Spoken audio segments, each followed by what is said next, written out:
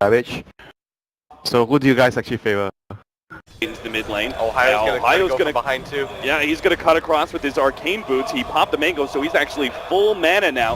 Net starts leading the way. Nice tornado in. He's actually gonna be able to go off. The Spectre's gonna be able to come in. First blood gets taken by MVP Phoenix. As Fnatic thought they had it, they're still gonna be able to get the Ravage to blow up the Witch Doctor, but they're not gonna be able to get much else. And we can't forget MVP Phoenix. They claim the first blood, so that is definitely favorable. If they actually come in, get the magic missile stun on the Faceless Void, and then he pops out, gets that bit of burst damage that might be able to kill him. Is they're going to be able to combo up the stun? There it is! Mushi had it planned all along. That was the oddest thing used. Imagine poor Forev. He's like, okay. Ooh, Ohio.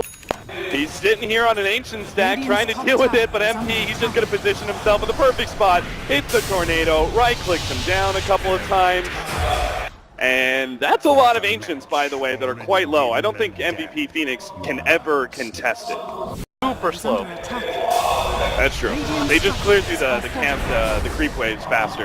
Yeah. But this tower's gonna go down. This is the one really... I don't think you want to stick around here. Uh-oh.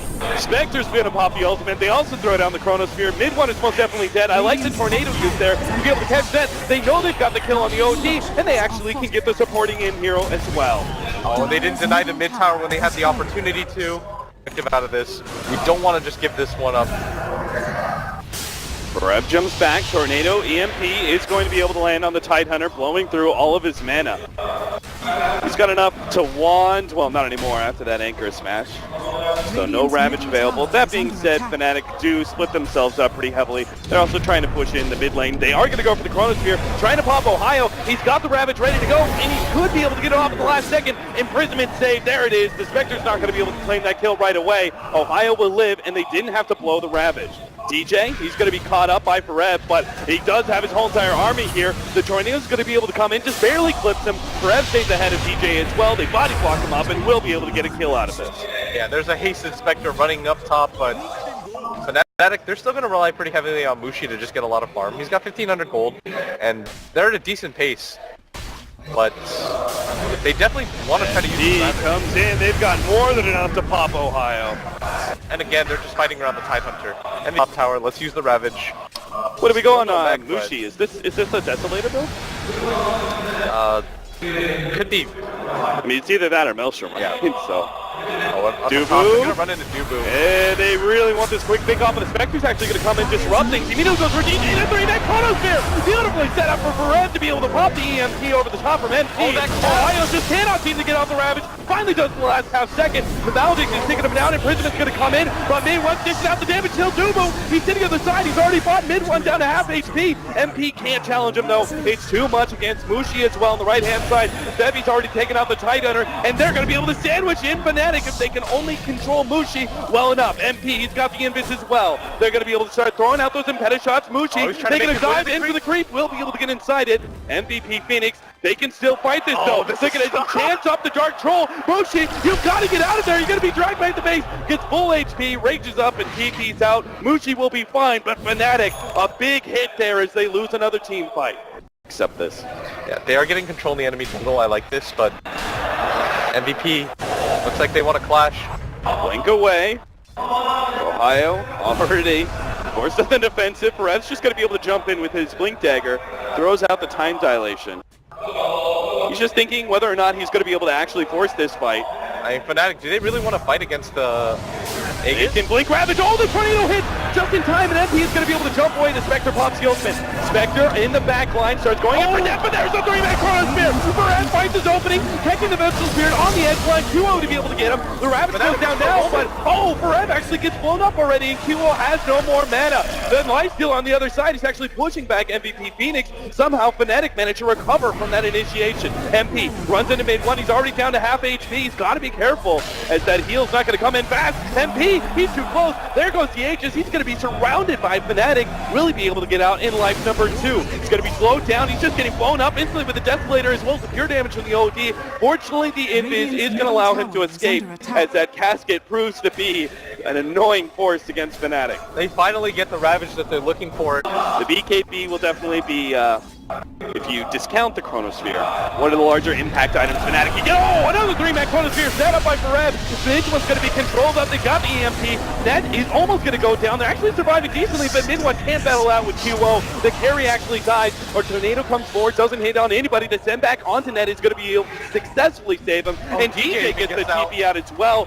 Somehow, Fnatic mitigate their losses once again against a great initiation from Farev. Yeah, good one. And we have seen what their potential fights can look like if they can get a clean Ravage off. And they do have the positioning to be able to set this one up. Ohio has smoked up with Lifestealer inside of him. He actually knows that MVP Phoenix are going to be sitting on the side. He gets a 3-man Ravage, sets up, they immediately go on to MP. They're going to be able to pop him immediately. Fenny's not going to last long either, as Mushi's raid allows him to ignore that untoucher all he wants. The swap back in, Farev, he's going to be caught out as well. That's going to be 3 down. Fnatic find the fight, takes the tier 1, and will push forward for a tier 2. And that's exactly what we were looking for. Even though from MVP wants to commit the buyback, the Desolator allows them to rip through this tower so quickly with the help of the Chen Creep. They don't have Glyph. Spirit Aura. Oh no, this could be a full laner Rax here. Spectre's gonna pop the ultimate.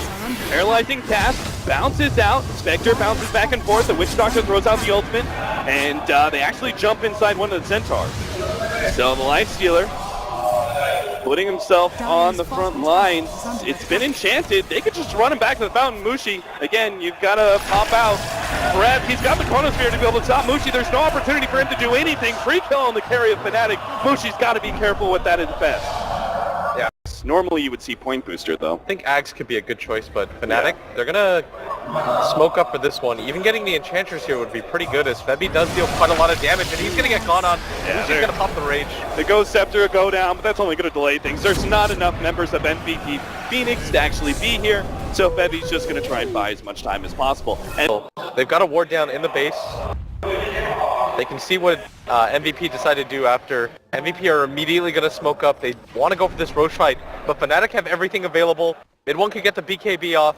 Oh, Farev's smoke is popped. He knows on the left-hand side. He sees the opportunity. No Chronosphere just yet. Locks him in, but QO. Oh no, he's stuck inside of that one. The imprisonment goes down. They're going to be able to save some of these heroes. They've only taken net so far. Mid one's down to half HP, but the BKB's still going. Ohio holds. He's waiting for his opportunity to be able to jump in. He's got the Lifestealer inside of him as well, but he's stuck inside the tree. He's not in position to do anything. He can't help mid one. Ohio's just stuck. The paralyzing cast is destroying him, and QO's going to be able to catch up now. Mushi pops out. Finally, the Ravage goes down, but they're only going to be able to get the support, it looks like, as Ohio dies, and Mushi is left alone against all of MVP Phoenix, doomed to die as well. A wipe to the favor of MVP Phoenix. A rough start there for Farev, but it really came out when they had Tidehunter completely controlled with Mushi inside of him. He's going to drop off, but he does have the items right now to scale, and OD is always OD.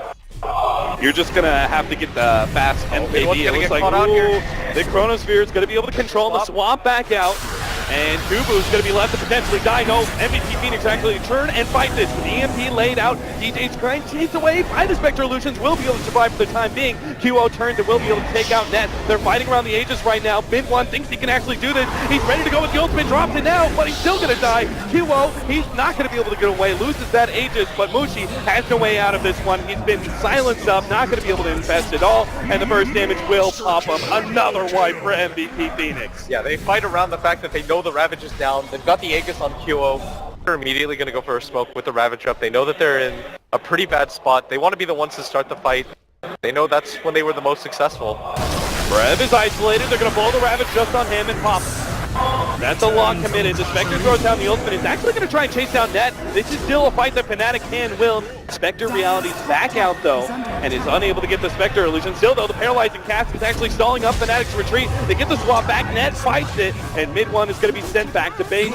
The two supports will die in order to save the life of mid one. Yeah. And they had to expend the Ravage just for the Void, hoping that maybe somebody was behind him. They know that Farev has a BKB as well, so they had to take that one quickly. Unfortunately, they still don't have their OD ultimate either, so they're missing both their team fight ults. As MVP Phoenix going to be able to grasp Mega Creeps at this point. Sounds up. Brad looks for the Chronosphere. He's going to be able to catch soon. They immediately start going for mid one and should be able to burst him down inside of this Chronosphere. Barely gets off the imprisonment in time. Ohio and Mushi are in the middle of things trying to fight up against Barrett, but he's going to be able to time walk all that out. Ohio's going to be dying to the Enchantress. Meanwhile, again, the paralyzing cask is just destroying Fnatic in these small engagements. And sure enough, MVP Phoenix, they take game number 1 against Fnatic. Yeah, their map control around the mid game, despite not having the best start in the laning phase, like it was pretty even. They just outmaneuvered Fnatic, and Fnatic did have bright spots. There was an opportunity for them to even take the first racks of the game, which is absurd, but